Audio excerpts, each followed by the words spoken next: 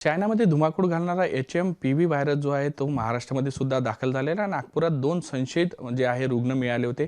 2 लहान मुलांमध्ये खरं तर हा संशयित व्हायरस जो आहे तो मिळून आला होता. त्यानंतर याची जी तपासणी आहे ती नागपुरातील एम्स रुग्णालयात होणार आहे. कशा पद्धतीने ही तपासणी केली जाणार आहे आणि त्याचा अहवाल केव्हापर्यंत येणार आहे या सगळ्या संदर्भात बोलण्यासाठी आपल्यासोबत डॉक्टर मीना मिश्रा मॅम आहे. मॅम, कशा पद्धतीनं 2 संशयित रुग्ण मिळालेले आहे, काय काळजी घेतली जाणार आहे, कशा पद्धतीनं तपासणी केली जाणार आहे आणि पुढे याचं जो आहे म्युटेशन वगैरे माहीत कसं केलं जाणार?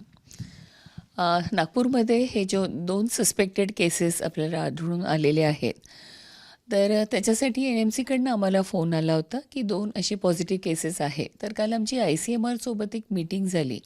तर त्या मीटिंगमध्ये ही बाब मी त्यांना सांगितली होती की आमच्याकडे असे केसेस आले आहेत. तर त्यांनी जे इन्स्ट्रक्शन्स दिले आहेत त्याप्रमाणे ते सॅम्पल्स आम्ही एम्समध्ये बोलवून घेतलेले आहेत. उद्या आमच्या किट्स पण येत आहेत. तर उद्या त्या सॅम्पल्सची पुन्हा टेस्टिंग होणार आणि ICMRच्या मानकाप्रमाणे जर हे सॅम्पल्स पॉझिटिव्ह आढळल्यास त्यांची जर CT व्हॅल्यू 25च्या खाली असेल तर हे सॅम्पल्स आम्हाला पुढे NIV पुण्याला पाठवायचे आहे जिनोमिक सिक्वेन्सिंगसाठी. 25च्या पुढे असणे म्हणजे नेमकं आणि 25च्या खाली असल्यामुळे नेमकं काय होणार आहे, याचा नेमकं काय?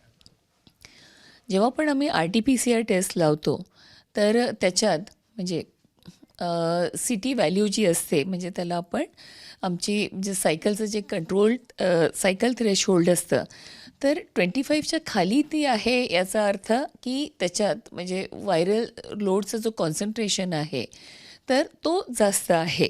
तर मग म्हणून जेव्हा आपण जिनोमिक सिक्वेन्सिंग, कारण हा एक खूप महागडा अफेअर आहे आणि त्याच्यासाठी आपल्याला चांगले क्वालिटीचे सॅम्पल्स लागतात, कारण ती किट आपण अफोर्ड नाही करू शकत वेस्ट करायला. तर म्हणून त्याच्यात त्या गाईडलाईन्स आहे. कोविडमध्ये पण त्याच गाईडलाईन होत्या की ज्यांच्या CT व्हॅल्यू लेस दॅन 25 आहे त्यांचं आपण जिनोमिक सिक्वेन्सिंग करू.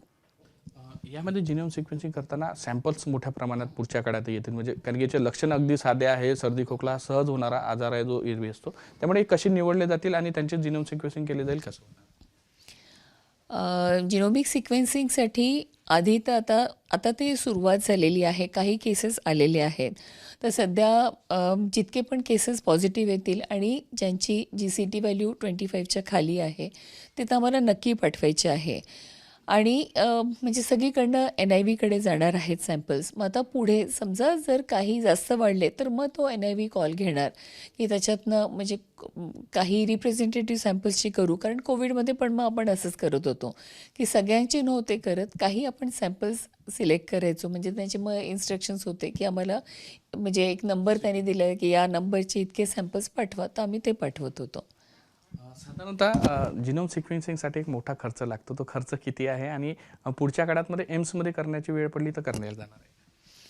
जिनोमिक सिक्वेन्सिंगसाठी अंदाजाने 25 ते 27 लाखाचा खर्च येतो 100 टेस्ट करण्यासाठी.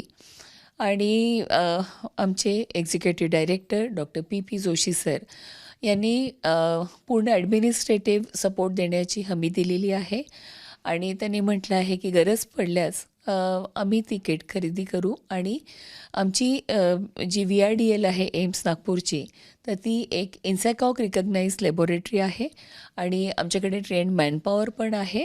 तर गरज भासल्यास आम्ही ती टेस्ट करू शकू. संख्या सॅम्पलची मोठी असणार, त्यामुळे किती कमीत कमी किती आणि जास्तीत जास्त किती जे आहे आपण आठवड्यामध्ये किंवा महिन्याभरात किंवा या कशा कालावधीमध्ये केलं जाणार आहे? सध्या तर असे काही खूप भरभरून म्हणजे असे केसेस आहेत असला काहीच भाग नाही आहे. आणि हा जो व्हायरस आहे हा तसा पण कम्युनिटीमध्ये असतो, स्कॅटर्ड केसेस असतात. आता फक्त का बरं आपल्याला खूप अशी चिंता झाली आहे, कारण चायनामध्ये खूप सारे केसेस मिळालेले आहेत. तर मग म्हणून आपण खूप विजिलंट झालेलो आहोत आणि आपल्याकडे पण काही आता पॉझिटिव्ह केसेस रिपोर्ट व्हायला सुरुवात झालेल्या आहेत. तर आपल्याला विजिलन्स जो ठेवायचा आहे तो 2 गोष्टींसाठी ठेवायचा आहे की जे इकडे तिकडे कधीतरी स्कॅटर्ड केसेस जे पॉझिटिव्ह येत होते तर ते आता जर जास्त प्रमाणात आले तर आपल्याला ते ट्रॅक करणं फार गरजेचं आहे. आणि दुसरी गोष्ट की म्हणजे जे काही त्यांचे ते क्लेड्स होते जे सर्क्युलेशनमध्ये होते त्याच्यात काही नवीन म्युटेशन तर नाही झालेलं आहे ना. तर ते म्युटेशन बघण्यासाठी आपल्याला म्हणजे 2 गोष्टी आहेत की आपल्याला RT-PCRनी ते किती पॉझिटिव्हिटी आहे ते बघणं गरजेचं आहे आणि काही म्युटेशन तर नाही झालेलं आहे, त्याच्यासाठी आपल्याला जिनोमिक सिक्वेन्सिंग करणं हे गरजेचं आहे. ICMRच्या गाईडलाईन्सप्रमाणे त्यांनी म्हटलं आहे, कारण की जे संशयित रुग्ण आहेत, तर कमीत कमी 5 तरी सॅम्पल्स तुम्ही प्रत्येक वीकला करायला पाहिजे. हा कमीत कमी नंबर आहे. पण समजा जर आपल्याकडे संशयित रुग्णांची संख्या जास्त आहे, तर मग तो नंबर वाढून पण जाईल. मॅम, यामध्ये जरी फार मोठ्या प्रमाणात त्याचा त्रास जाणवत नसला तरी यामध्ये दोन्हीही होऊ शकते, म्हणजे अप्पर आणि इनर भागात. तर कशा पद्धतीने काळजी घेणं गरजेचं आहे किंवा कुठल्या याच्यात हा जास्त धोकादायक ठरू शकतो हा व्हायरस? हा जो व्हायरस आहे, हा दोन्ही पण करू शकतो. अपर रेस्पिरेटरी ट्रॅक्ट इन्फेक्शन आणि लोअर रेस्पिरेटरी ट्रॅक्ट. जेव्हा आपण लोअर रेस्पिरेटरी ट्रॅक्ट म्हणतो म्हणजे तो लंग्सला इन्व्हॉल्व करणार.